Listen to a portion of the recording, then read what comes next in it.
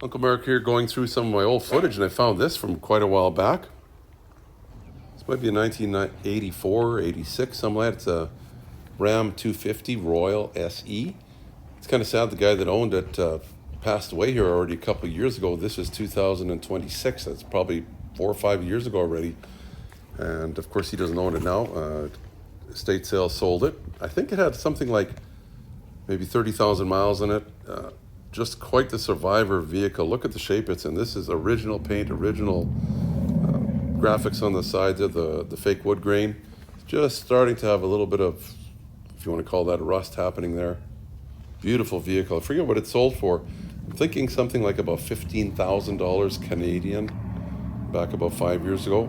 Hey, why not subscribe if you like what you're seeing too. Usually I do vehicle repairs, but the odd time I run across a nice old vehicle, and who doesn't like seeing something like this that, running around, driving around, being looked after very well. Cool old van, 318 I believe. Power steering, power brakes, power locks, air conditioning, crank up windows though. Don't know why. Just beautiful shape. Hey, if you'd like to see a cool old car show, top left-hand corner there, lots of different old vehicles to check out.